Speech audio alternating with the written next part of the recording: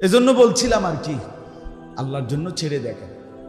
আমার শায়েখ আল্লামা মুফতি মুশতাকুর নবী কাসেমি, আমি যখন সরকারি চাকরি ছেড়ে দেই, আলিয়া মাদ্রাসার বড় পোস্টে চাকরি করতাম, ছেড়ে দিছিলাম যখন অনেক পেরেশানি ছিল পরিবারের অনেক মানুষের। শায়েখ দামাত বারাকাতুহুম আল্লামা মুফতি মুশতাকুর নবী কাসেম হুজুর বলছিলেন, আল্লাহর জন্য ছেড়ে দেখো, আল্লাহ যদি তার চাইতে বেশি না দেয় তো আল্লাহরে বইল। আপনার জন্য তো ছেড়ে তো দিছি, কথা মতো তো পাইলাম না।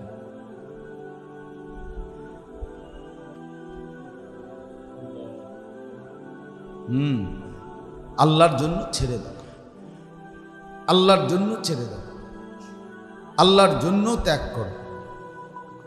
এজন্য গ্রহণ করা এটাও আল্লাহর জন্য, বর্জন করা এটাও কার জন্য?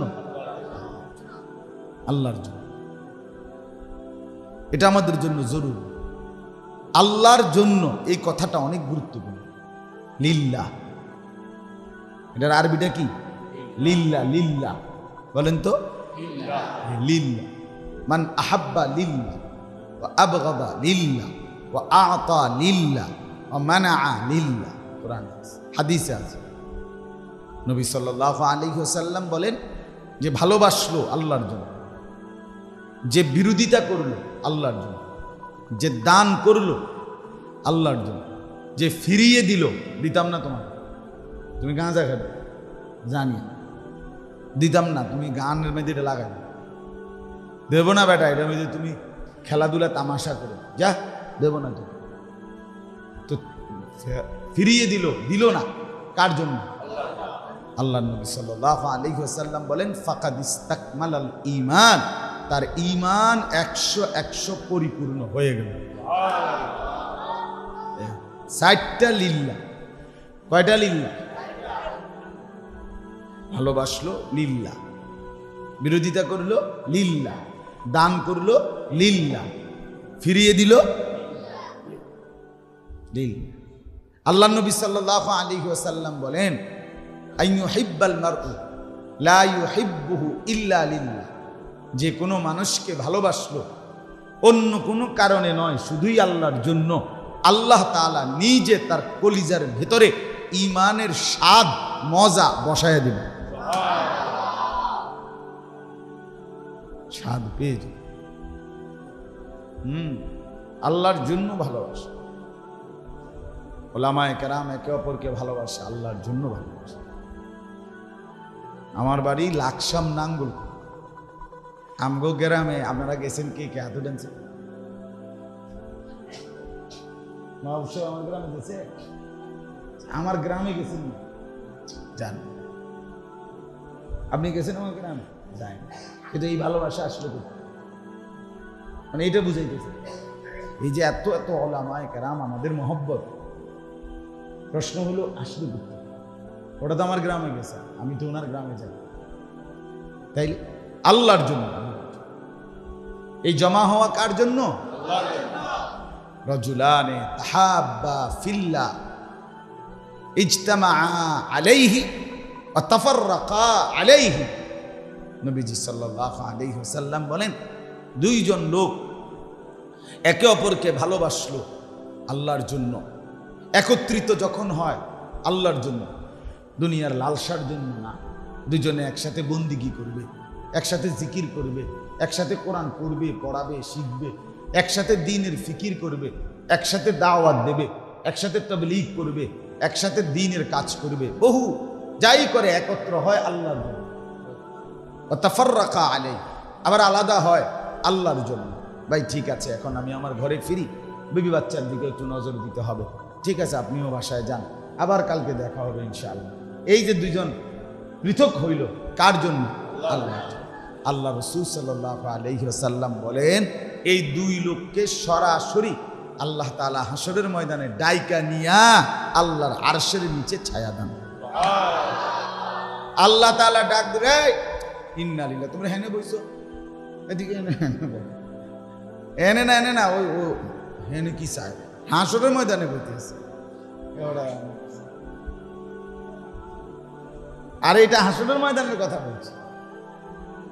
হাসরের ময়দানে আল্লাহ তাআলা, কেমন মজা লাগছে না এখন এই বলাটা, মানে মনে হয়েছে যে না এখানে ঠিক না, এই যে অনেকে তাকাইলো না, খুব মজা হয়েছে।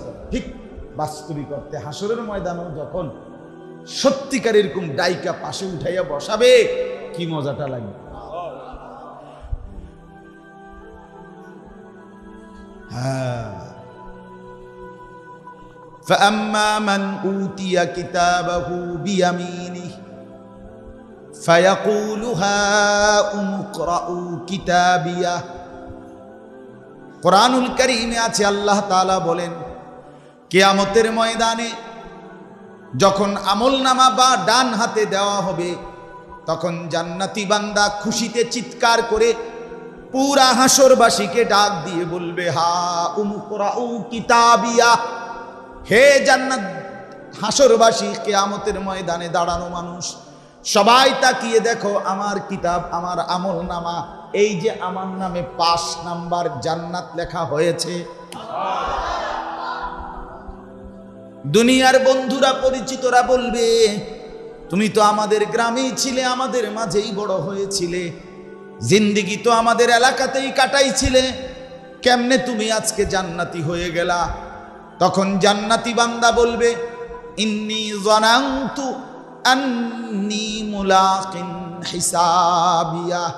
বন্ধু আমার, গ্রামবাসী আমার, মহল্লাবাসী আমার, জিন্দেগি যদিও কাটিয়েছি তোমাদের মাঝে, কিন্তু বারবার কলিজার মধ্যে মনে রাখছি আমাকে এমন একটা হাসরের দিনে দাঁড়াইতে হবে। আমি জানতাম, আমি বুঝতাম, আমি বিশ্বাস করতাম, আমি কলিজার মধ্যে লালন করতাম। ফলে যখনই শুনেছি আজান, ছেড়ে দিয়েছি গোটা দুনিয়া, সেজদা দিয়েছি আমার মাওলাকে। আবার ব্যবসা করেছি, আবার চাকরি করেছি, আবার দুনিয়া সাজিয়েছি, আবার গোলামির সেজদা দিয়েছি, কারণ আমি জানতাম এমন একটা দিন আসবে। হ্যাঁ,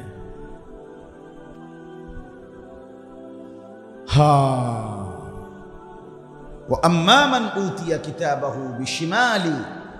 আর যার আমলনামা দেয়া হবে বাম হাতে, রব্বুল আলামিন বলে সেই নাফরমান চিৎকার দিয়ে বলবে, ইয়া লাইতানি লাম উতা কিতাবিয়া। হায় আফসোস, যদি আমলনামার এই খাতা আমাকে নাই দেওয়া হতো। ওয়ালাম আদরি মা হিসাবিয়া। যদি আমি না জানতাম, যদি আমি না উপস্থিত হতাম আজ হিসাবের দিনে, আমারে যদি আমলনামার খাতা না দেওয়া হতো, আমারে যদি আল্লাহ হিসাবের মাঠে দাঁড়াইতো, না দাঁড় করাইতো, কতই না ভালো হতো।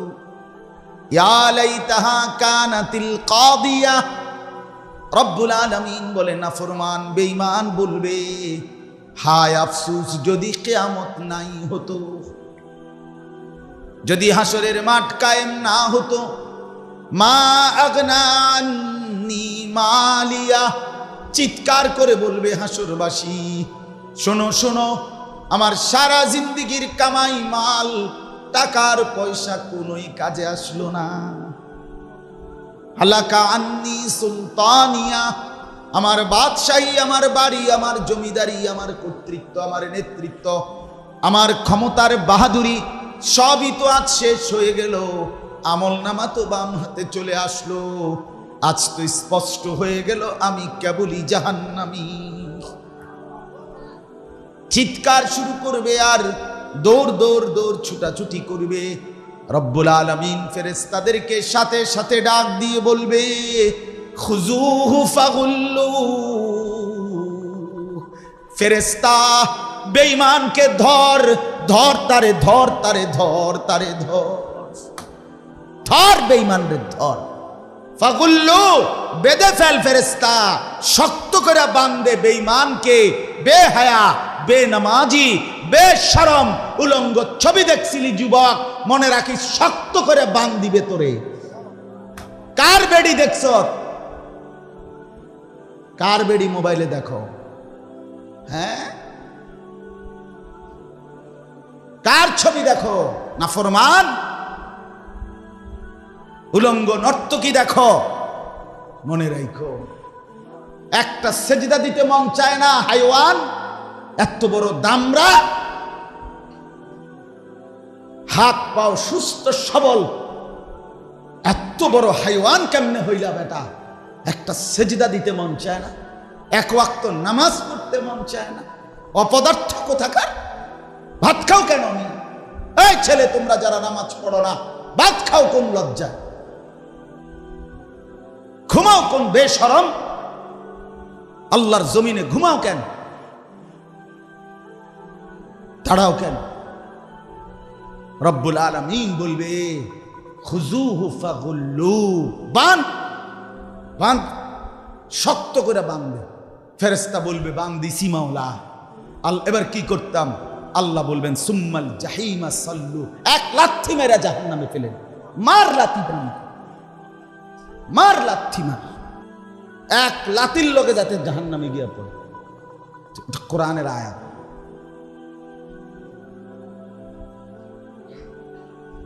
সুম্মাল জাহিমা সাল্লু খুযুহু ফাগুল্লু সুম্মাল জাহিমা সাল্লু। আল্লাহ মাফ করে দেয়, মাফ করে। ছেলেরা, জিন্দিগির কদর করো বাপ, জীবনের উপরে রহম করো, রহম করো, দয়া করো। ভীষণ কষ্ট হবে, ভীষণ কষ্ট পাইবা। এই জিন্দিগি এখানে শেষ না বন্ধু। কবরস্থানে দাঁড়াইয়া দেখো সে মানুষগুলো কেমন আছে। আলাইকুম বিজিয়ারাতিল কুবুর ফাইন্নাহা তুযাহিদুদ দুনিয়া ওয়া তুযাক্কিরুল মাউত। রব্বুল আলামিন বলেন আমার উম্মত, আল্লাহর নবী বলেন, নবী সাল্লাল্লাহু আলাইহি ওয়াসাল্লাম বলেছেন, আমার উম্মত কবর জিয়ারত করো, কবর জিয়ারত করিও। কবর জিয়ারত করলে দুইটা লাভ হবে। কবর জিয়ারত তোমারে দুনিয়া ভুলায় দিবে, কবর জিয়ারত তোমারে মৃত্যুর কথা মনে করিয়ে দেবে।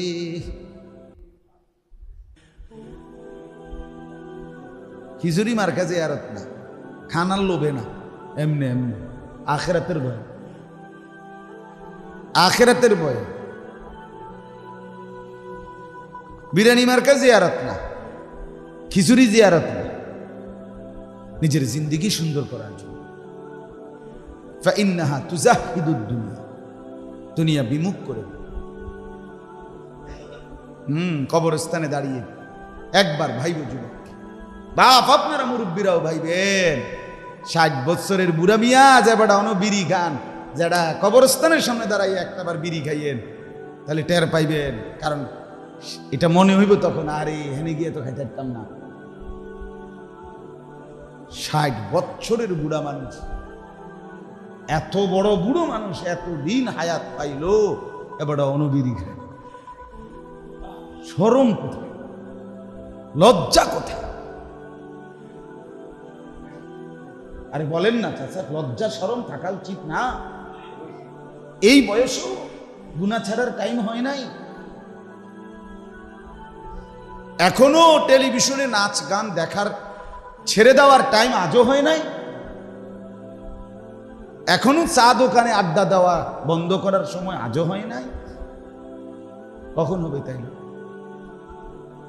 আলাম ইয়ানি লিল্লাযীনা আমানু, আল্লাহ বলে মুমিন ইমানদার বান্দা আমার, আজও কি সময় হয় নাই? আলাম ইয়ানি অর্থ হলো এখনো কি সময় হয়নি আমার ইমানদার বান্দা, আন তাখশা কুলুবুহুম লিযিকরিল্লাহ,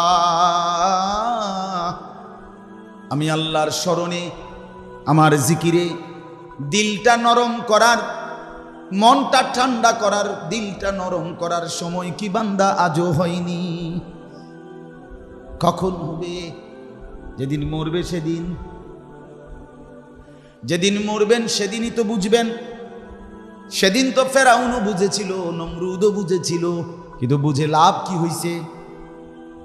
কথা বলেন না, কি লাভ হইছে? মালাকুল মউত আজরাইলকে যখন দেখবে, আল্লাহর কসম বাপ কোরআনুল কারীমে রব্বুল আলামিন বলছেন, হাত্তা ইদা জাআ আহাদাহুমুল মাউত ক্বালা রাব্বিরজিউন।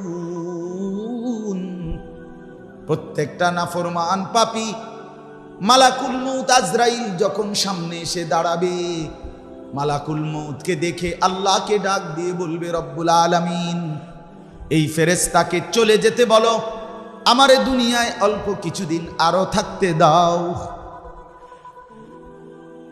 রব্বুল আলামিন বলবেন, কেন? লাআল্লি আ'মালু সালিহান ফীমা তারাকতু।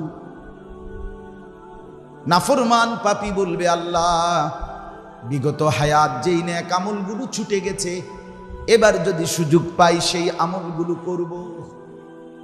আল্লাহ বলবেন, কাল্লা, কখনোই না। আজরাইলকে দেখার পরে ফেরাউনও ঈমান আনতে চেয়েছিল, তো কোরআনে আছে না? ফেরাউন যখন ডুবে যাচ্ছে, শেষ মালাকুল মউত যখন ধরে রাখবে, তখন কিন্তু ফেরাউন কালেমা পড়তে চাইছিল, বলতে চাইছিল। আল্লাহ তাআলা বলছে, না নাফরমান, আজরাইলকে সামনে এনলে ঈমান বিল গায়ব যখন জাহের হয়ে যায়, আল্লাহ কোরআনে প্রথমেই বলছে আল্লাযীনা ইউমিনুনা বিল গায়ব, আছে কিনা এটা বলেন না? হুদাল্লিল মুত্তাকিন আল্লাযীনা ইউমিনুনা বিল গায়ব।